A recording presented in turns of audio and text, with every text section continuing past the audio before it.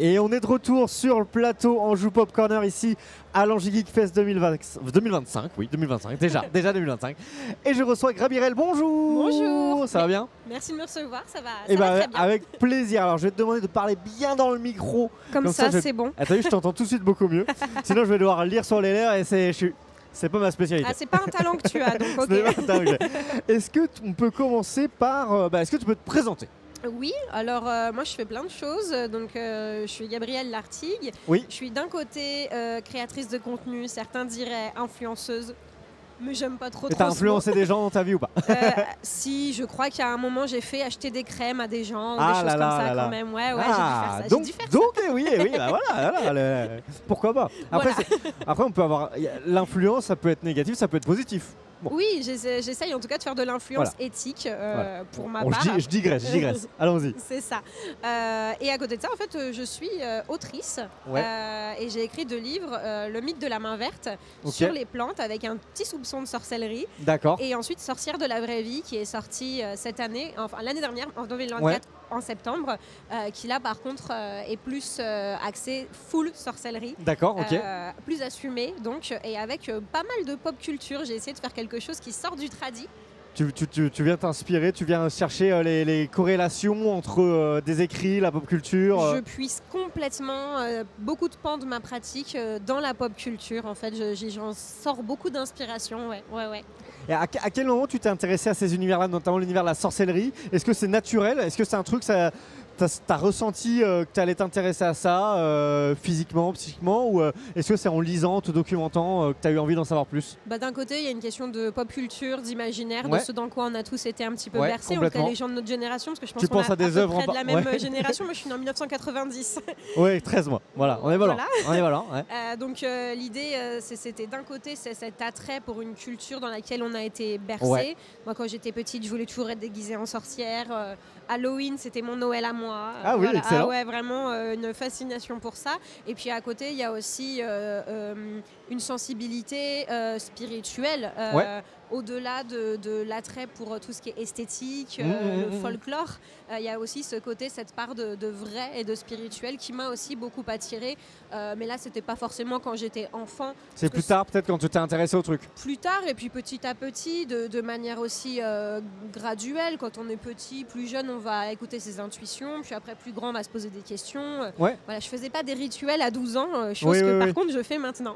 C'est ça, mais c'est vrai que quand on pense sorcellerie, alors c'est hyper vaste. C'est-à-dire que ça va englober plein de domaines. Est-ce que tu peux nous parler un petit peu des différents domaines? Parce qu'en fait, comme ça, moi j'ai aucune idée. Tu vois, ça peut être. On est même dans la pop culture, en fait, la représentation qu'on a dans telle ou telle œuvre. Je sais pas, si tu prends Charmed versus Harry Potter, ça n'a rien à voir. Enfin, tu vois, genre. Oui, parce que c'est des folklores en fait. Ouais, c'est ça.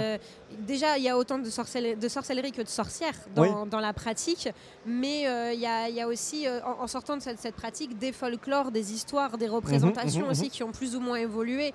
La sorcière, à la base, c'était quand même l'image d'une femme très diabolisée, très pointée du doigt. Donc d'un côté, on a cette représentation dont je peux m'amuser, qui va pas m'énerver contrairement à d'autres personnes. Moi, la sorcière dans Wicked ou quoi, avec son nez crochu, sa peau verte, je sais qu'il y a des gens, des vraies sorcières que ça rend dingue. Moi, je m'en amuse. C'est du folklore, c'est de la pop culture en fait, au final, et on en tire des choses intéressantes. Et ces images-là, elles viennent de... Il y a hyper longtemps ou finalement c'est assez récent qu'on est venu coller ça? Parce que souvent, dans le folklore, on dit ça vient, c'est moyenâgeux, tout ça, mais... Est-ce que vraiment, ou est-ce que c'est récemment qu'on a réécrit un peu l'histoire là-dessus? Alors, la sorcière, elle a été désignée au Moyen-Âge. Le mot, en fait, on a désigné la sorcière à travers ce fameux écrit, notamment du Malleus Maleficarum, qui désignait la sorcière pour la chasser. Bon, maintenant, on sait, à travers des sources historiques sérieuses, qu'en fait, il n'y a aucune sorcière qui a potentiellement été chassée sur cette période-là. Mais en l'occurrence, c'est à ce moment-là qu'on a commencé à diaboliser cette femme, qu'on a diabolisé. C'était même pas que forcément les femmes. C'était un besoin politique à l'époque de de cibler certaines personnes C'était un prétexte. Je recommande notamment la vidéo, justement, on en parlait tout à l'heure, de mes amis Occulture qui ont fait une vidéo fantastique sur les sorcières de Salem et qui vous en parleront, mais 1000 fois mieux que moi, parce qu'ils ont fait des recherches pendant des mois et des mois sur le sujet. Et on comprend que c'est de la convoitise, c'est un prétexte, c'est une recherche de pouvoir et qu'à aucun moment, en fait, on se soucie ou pas de désigner des femmes pour leur pratique spirituelle, mais ça va bien au-delà de ça.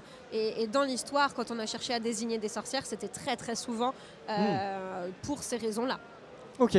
Et du coup, là, dans ton dernier bouquin, plus récemment, tu dis voilà, c'est 100% sorcellerie. Toi, c'est à destination de qui en fait? C'est les gens qui ont envie de s'y intéresser, qui ont envie de tenter des petites choses, c'est ça? J'aime beaucoup cette question, merci de la poser.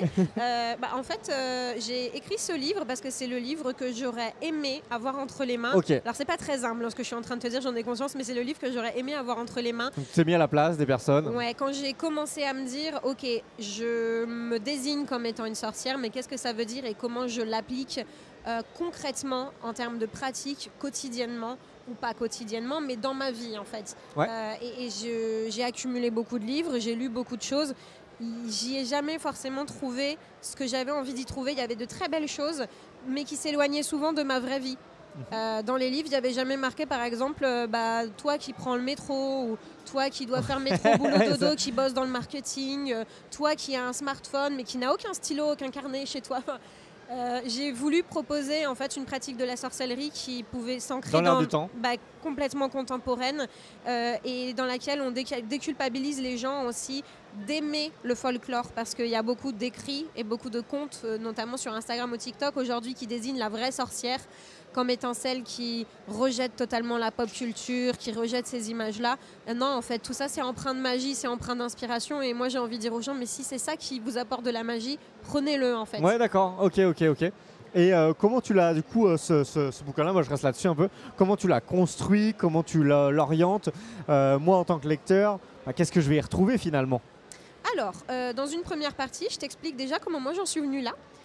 Quelles ont été les choses, mes portes d'entrée en fait, dans la sorcellerie, et j'explique quelles sont les différentes portes d'entrée qui peuvent exister pour montrer aux gens qu'il n'y a pas une seule manière aujourd'hui d'entrer en sorcellerie, comme on pourrait dire entrer dans les ordres, parce que ça s'apparente aussi à une religion au final. Et l'idée, c'était de montrer aux gens qu'on peut avoir plein de sensibilités différentes. C'est pas parce que tu tires pas les cartes demain que t'es pas une bonne sorcière. D'ailleurs, c'est pas parce que tu tires les cartes que tu es une sorcière. Je pense que c'est très important aussi de le dire. Voilà, il y a plein de petites choses différentes. Ça peut être à travers la cuisine, par exemple. C'est une porte d'entrée admirable. Quand tu prépares un plat un peu mijoté où tu aimes rajouter des trucs au feeling pour ta famille, tu y mets beaucoup d'amour, tu t'inventes tes petites recettes et tout. C'est quoi la différence avec une potion? Tu mets de l'amour dedans et ensuite tu l'offres aux gens pour qui tu l'as préparé. Et ça, c'est une porte d'entrée en sorcellerie et ça s'inscrit hyper bien dans le quotidien. Donc voilà, j'ai ensuite développé comme ça plein de portes d'entrée. J'ai aussi expliqué un petit peu, selon moi, quels étaient les risques aujourd'hui, en 2024-2025, à s'intéresser à la sorcellerie et à vouloir se mettre à pratiquer. Parce que je pense qu'il y a beaucoup d'écueils, il y a beaucoup de dangers, il y a beaucoup de dérives sectaires. Donc j'ai vraiment eu à cœur de sensibiliser là-dessus, d'expliquer aux gens qu'il est très important de toujours être capable de remettre en question les choses, de dire non si on n'est pas à l'aise avec quelque chose. Notamment tu penses par rapport au contenu qui peut être diffusé sur les réseaux, etc. Tous les contenus, même les miens, en fait, j'ai toujours à cœur que les personnes se posent véritablement la question de est-ce que ce qu'elle est en train de dire, quand bien même elle le dit bien, quand bien même elle me propose des sources, est-ce que je suis à l'aise avec moi personnellement? Est-ce que je ressens pas un malaise? Et si oui, pourquoi? Je trouve que c'est super important d'être capable de garder son libre arbitre dans ce genre de pratique-là et de spiritualité-là, parce qu'on est encore une fois en train de parler de ça. Et puis dans une seconde partie, je donne des clés pour pouvoir construire ces rituels. J'avais pas envie de faire un grimoire clé en main avec des rituels qu'on suit de manière bête et méchante, entre guillemets. Là, c'est plutôt à nous d'aller construire un truc. Voilà, je vais t'expliquer par exemple comment fonctionne la magie des correspondances. C'est-à-dire, tu as envie par exemple de travailler sur la notion du courage. Et quel élément naturel pour toi peut représenter le courage? Ça peut être par exemple une rose, parce que ta grand-mère t'offrait une rose à chaque fois que tu devais aller passer un examen. Bon, c'est un exemple très facile, mais Donc en fait, au final, pour chaque personne, l'ingrédient sera différent en fait. Et donc je montre comment on peut, donc en donnant bien sûr des bases de rituels, mais l'idée voilà, dans cette deuxième partie, c'est d'aider les gens à construire leurs propres pratiques, leurs propres rituels, leur propre calendrier, leurs propres célébrations en fait au final. D'accord, ok, très clair, très clair. Le bouquin aujourd'hui, il est disponible, si on veut se le procurer, c'est comment? T'es passé par une maison d'édition, c'est en auto-édition? Il a été édité chez Solar et mon tout premier a été édité aux éditions Danae. Donc les deux sont disponibles sur toute bonne plateforme, chez tout bon libraire, c'est important de le rappeler. On peut le commander auprès de son libraire aussi. Ok, il s'appelle, d'ailleurs on n'a pas donné les noms parce que je pense que si on a donné les noms, je sais plus. Oui, c'est Le Mythe de la main verte et Sorcière de la vraie vie. Sorcière de la vraie vie, voilà, vous pouvez les retrouver. Les deux sont encore disponibles. Si on en revient un peu donc on a parlé bouquin, si on en revient maintenant à tout le reste, le contenu, tu continues aujourd'hui à proposer du contenu comme ça aussi, vidéo sur les réseaux, ici des conférences, comment tu travailles tout ça? Alors, ça part d'une base lifestyle, c'est-à-dire moi, ma vie, mon œuvre, ce que j'aime pas. Voilà, c'est très simple. Clairement. Peut-être un peu égocentrique quand on y pense 2 minutes, mais je pense que les créateurs, ils fonctionnent beaucoup sur leur ressenti et ce qu'ils font. Hein. C'est comme ça. Hein. On met en avant notre personne et nos goûts. Donc forcément, je vais parler de choses assez éclectiques. Et j'ai une grande sensibilité pour tout l'univers de la pop culture, notamment un penchant très très fort pour les méchants. Ok. Et depuis toujours? Ah ouais, moi, mais les méchants de Disney, ça a toujours été mes préférés. Fallait me repasser la chanson du méchant. Voilà, quand on regardait Le Roi Lion, fallait me repasser la chanson de Scar 4 fois. Au grand désespoir de mes parents qui se disaient, moi, elle va devenir dictatrice, cette pauvre enfant. Donc, ça va. Oh. Mais bon, voilà, j'ai toujours eu cet attrait-là. Pareil, quand je regarde des films, j'ai toujours le crush pour le méchant.